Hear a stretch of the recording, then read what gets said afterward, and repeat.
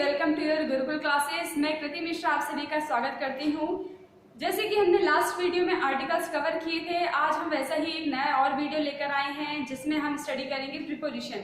Preposition क्या होते हैं, इनका यूज कहाँ कहाँ होता है, ये कितने टाइप्स के होते हैं, तो आज हम इनके बारे में फुल स्टडी करने वाले हैं। तो सबसे पहले प्रीपोजिशन क्या होते हैं, तो preposition are words that tell us about place, time and direction. Preposition क्या होते हैं, जो प्लेस के बारे में बताते हैं, डायरेक्शन के बारे में बताते हैं एंड टाइम के बारे में बताते हैं। They also describe the relation between the noun and pronoun. वो एक नाउन और प्रोनाउन के बीच में भी एक रिलेशन बताते हैं, तो उनको हम क्या बोलते हैं, प्रीपोजिशन। जैसे कि हम एक एग्जांपल से समझते हैं, she is playing with her doll। तो इसमें ये जो शी है हमारा, ये हमारा क्या है, प्रोनाउन, और ये जो डॉल है ये हमारा क्या है, नाउन। तो मैंने क्या बताया, प्रीपोजिशन क्या क्या होते हैं, जो प्रोनाउन और नाउन के बीच का रिलेशन बताते हैं। तो प्रोनाउन और नाउन के बीच का रिलेशन कौन बता रहा है, विद, साथ। तो ये क्या हुआ हमारा प्रीपोजिशन। वह अपनी डॉल के साथ खेल रही है, तो इसमें जो विद है हमारा, ये हमारा क्या है हुआ यहाँ पर, प्रीपोजिशन। किसी भी वर्ड्स का जो मीन रहता है वो उसके वर्ड्स में ही छुपा हुआ रहता है। जैसे कि जो हमारा प्रीपोजिशन है, ये देखिए दो वर्ड से मिलकर बना है। सबसे पहले यहाँ पर प्री और ये पोजीशन। प्री का मीन्स क्या होता है, पहले, और पोजीशन का मीन्स क्या होता है, जगह। मतलब किसी भी जगह से पहले आने वाले वर्ड्स को हम क्या बोलते हैं, प्रीपोजिशन। अब इसके टाइप्स, तो ये 3 टाइप्स के होते हैं, preposition of place, preposition of time and preposition of direction या फिर लोकेशन, कुछ भी कह दीजिए। तो ये प्लेस में मतलब जहां पर किसी भी जगह के बारे में बताया जाए तो वहां पर प्रीपोजिशन ऑफ प्लेस, जहां पर किसी भी टाइम के बारे में बताया जाए तो वहां पर प्रीपोजिशन ऑफ टाइम, और जहां पर किसी भी डायरेक्शन या फिर लोकेशन के बारे में हमको बताया जाए तो वहां पर क्या होता है, प्रीपोजिशन ऑफ डायरेक्शन। चलिए अब हम देखते हैं कुछ एग्जांपल जिससे आपको समझ में आएगा। जैसे कि हमारा फर्स्ट प्रीपोजिशन है ऑन, तो हम देखते हैं कि ऑन का यूज कहाँ कहाँ होता है। जैसे कि surface, day, date, device, body part and state.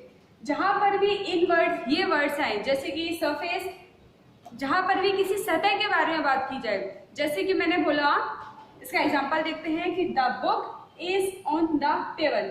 जो किताब है वो किस पर रखी है, टेबल पर रखी है, मतलब सरफेस के ऊपर रखी है।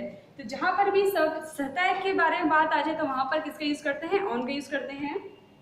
डे और डेट, जहां पर कोई भी दिन या फिर तारीख के बारे में बताया जाए वहां पर भी ऑन का यूज होता है। डिवाइस, जहां पर किसी मशीन के बारे में बताया जाए वहां पर भी ऑन का यूज होता है।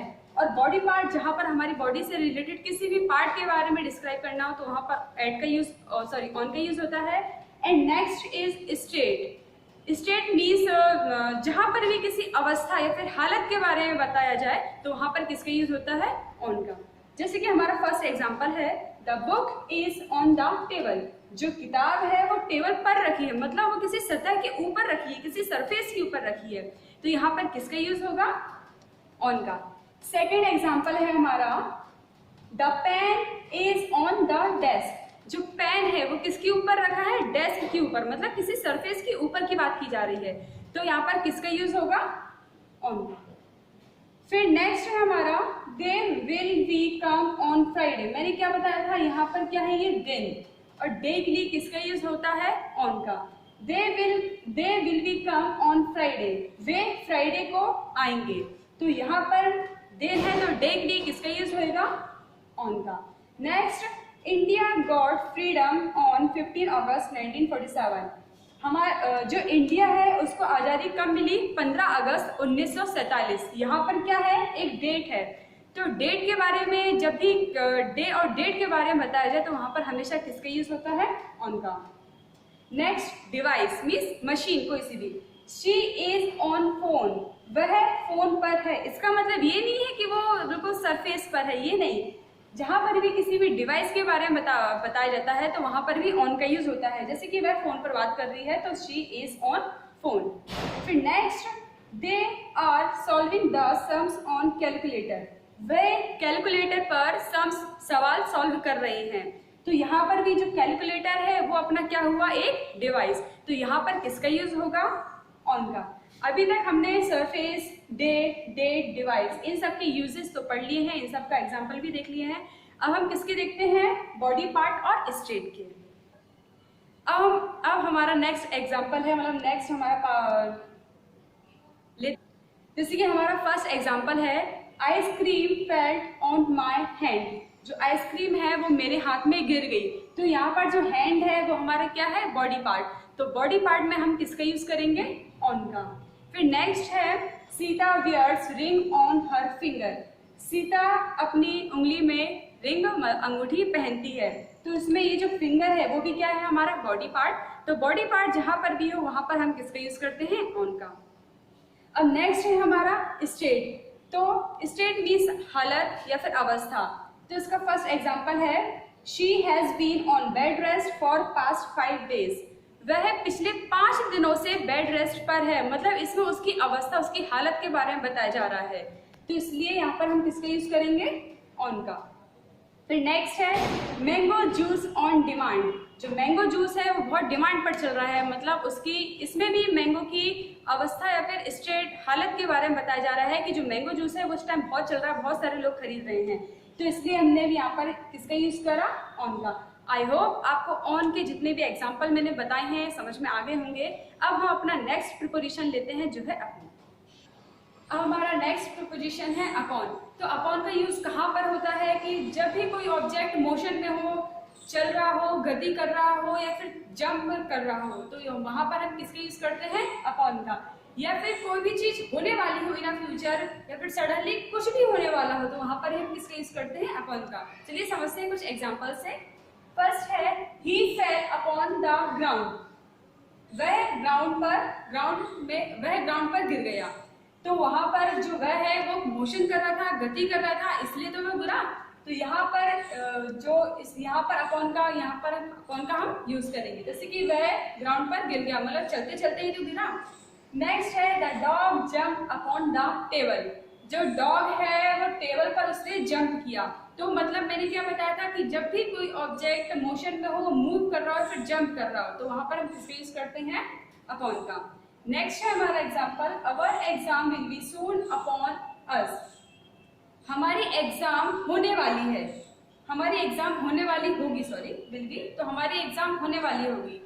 तो जब भी कुछ भी चीज होने वाली हो या सडनली होने वाली हो, अगर हमको पता है कि वो देर से होगी बट होगी जरूर, तो वहां पर भी हम किसका यूज करते हैं, अपॉन का। जैसे कि our exam will be soon upon us, हमारी एग्जाम होने वाली है। नेक्स्ट, 15 अगस्त इज मोस्टली अपॉन अस। जो 15 अगस्त है वो आने वाला है, तो मतलब वो भी तो आने वाला है, होने वाला है कुछ ना कुछ। तो यहाँ पर भी हम किसका यूज करेंगे, अपॉन का। तो ये है हमारे अपॉन के यूजेस। अब हमारा नेक्स्ट प्रीपोजिशन है इन। अब हम पढ़ते हैं इन के बारे में। अब हम देखते हैं इन और एट के बारे में।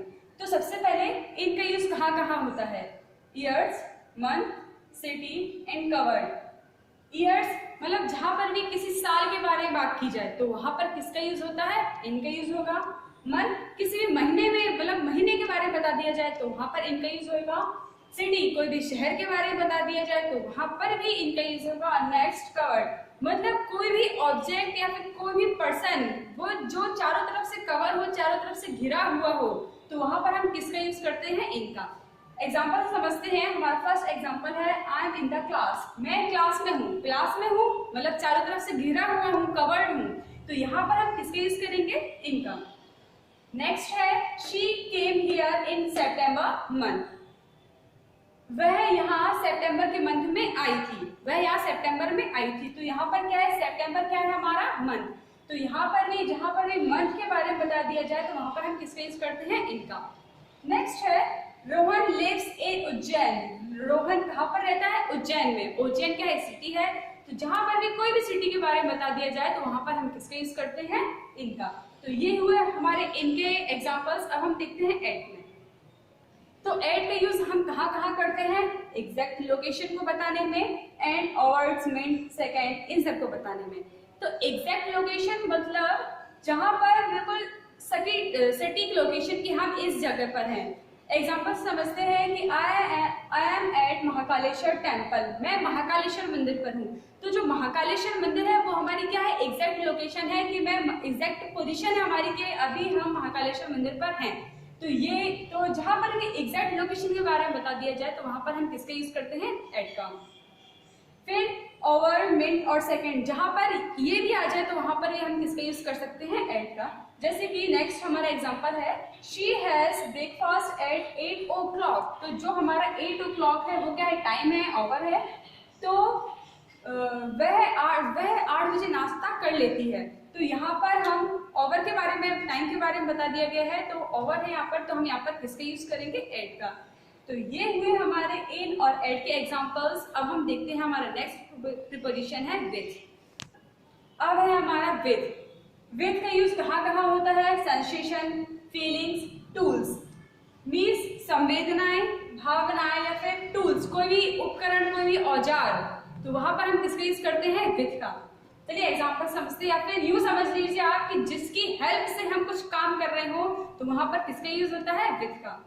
हमारा एग्जाम्पल है, हमारा फर्स्ट एग्जाम्पल है, I am happy with you, मैं तुम्हारे साथ खुश हूं। तो इसमें कोई पर्सन अपनी फीलिंग्स बता रहा है कि मैं तुम्हारे साथ बहुत खुश हूं। तो यहाँ पर हम किसका यूज करेंगे? विथ का। नेक्स्ट है, he is very upset with his life, वह अपनी लाइफ से बहुत ही अपसेट है। तो अपसेट है, इसमें फीलिंग्स है, तो यहाँ पर हम किसका यूज करेंगे? विथ का। हमेशा फीलिंग्स में किसका यूज होता है? विथ का यूज होता है। बट एक्सेप्शन, बट यहाँ पर भी एक एक्सेप्शन है, मीन्स अपवाद है। जैसे कि रूड, काइंड, पोलाइट। जब भी हम किसी रूडली वे में बात करें या फिर बहुत ही काइंडली होकर बात करते हैं या फिर बहुत ही पोलाइटली वे में बात करते हैं, तो वहां पर हम विथ का यूज ना करके किसका यूज करते हैं? टू का। जैसे कि एग्जांपल ले लीजिए, अगर मैंने ही किसी से बहुत ही रूडली वे में कहा कि आपकी हिम्मत कैसे हुई मुझसे इस तरह बात करने की, तो how dare you to talk me like this, तो यहाँ पर मैंने किसका यूज किया है? टू का। तो जहां पर भी हम बहुत ही रूडली, बहुत ही काइंडली और बहुत ही पोलाइटली में बात करते हैं तो वहां पर हम किसका यूज करते हैं? टू का। और बाकी सभी प्लेसेस में हम किसका यूज करते हैं? विथ का। फिर हमारा नेक्स्ट एग्जांपल है, she wrote a letter with a pen. तो उसने पेन से एक लेटर लिखा। तो उसने किसकी हेल्प से लिखा? पेन की हेल्प से। मतलब जहां ये पेन हमारा यहाँ पर क्या हुआ? एक उपकरण हुआ, एक टूल्स हुआ, एक औजार हुआ। तो जहां पर हम किसी की भी हेल्प से कुछ भी काम करते हो तो वहां पर हमेशा किसका यूज होता है? विथ का। नेक्स्ट एग्जांपल है हमारा, I cut an apple with a knife. यहाँ पर भी देखिए एक नाइफ, हमने नाइफ की सहायता से ही तो एप्पल काटा। मैंने नाइफ से एप्पल काटा। तो यहाँ पर हमारा टूल्स, हमारा उपकरण, हमारा औजार क्या हुआ? हमारा यहाँ पर नाइफ, चाकू। मैंने चाकू की मदद से एप्पल काटा। तो ये हुए हमारे विथ के कुछ एग्जांपल्स। तो अब हमारा, आई होप कि आपको विथ के एग्जांपल समझ में आ गए होंगे। अब हमारा नेक्स्ट प्रीपोजिशन हम लेते हैं बाय। बट आप ये जरूर ध्यान रखिएगा कि विथ का यूज हम मेनली उसी जगह पर करते हैं जहां पर जिसकी सहायता से हम कुछ काम कर रहे हो। मेनली ये जो टूल्स है इस पे आप ध्यान दीजिएगा, क्योंकि विथ और बाय में बहुत सारे जो स्टूडेंट्स है वो कंफ्यूज होते हैं। तो अब हम वाई का देखते हैं। तो वाई का यूज हम कहाँ करते हैं? वाई का मेनली यूज होता है एज एंड डोर, मतलब जिसके द्वारा कार्य हो रहा हो, मतलब जो मेन काम कर रहा हो। और विथ का यूज कहाँ करते हैं? जिसकी हेल्प से हम काम कर रहे हो। आइए एग्जांपल समझते हैं। फर्स्ट एग्जांपल है हमारा, आई केम दिल्ली बाय एरोप्लेन। मैं एरोप्लेन से दिल्ली आया। तो मैं किसके थ्रू आया? यहाँ पर किसके द्वारा हमने काम किया? एरोप्लेन के द्वारा। एरोप्लेन से ही तो मैं दिल्ली आया। तो यहाँ पर हमारा जो मेन एजेंट है, जो डोर कौन हुआ है? यहाँ पर हमारा एरोप्लेन। तो यहाँ पर हम किसका यूज करेंगे? बाय।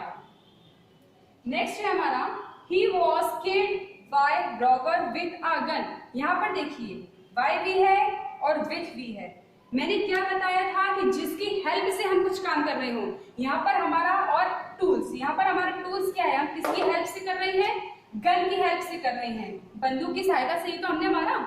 फिर बाय का यूज कहां पर होता है कि जिसके द्वारा कार्य हो। अब यहाँ पर काम कौन कर रहा है, मेन काम कौन कर रहा है, रॉबर। रॉबर ने गन से he was killed by robber with a gun। वह रॉबर्ट से बंदूक द्वारा मारा गया, या फिर उसको रॉबर्ट ने बंदूक से मारा। तो यहाँ पर जो मेन जो हमारा टूल्स है, जो हमारा औजार है, वो हमारा क्या हुआ, गन। इसलिए हमने यहाँ पर किसका यूज किया, विथ का। अब रॉबर्ट तो एक एजेंट है, डोर है, जिसने वो कार्य किया, तो यहाँ पर हमने किसका यूज करा है, बाय का। तो हमने आज कौन कौन से प्रिपोजिशन पढ़े हैं, upon, on, at, in, by और विद। अब हम इनके कुछ एग्जांपल्स देखते हैं जिससे आपको और अच्छे से क्लियर हो जाएगा। अब ये हमारे कुछ एग्जांपल्स, जैसे कि हमारा फर्स्ट एग्जांपल है, there is no boy desk the class.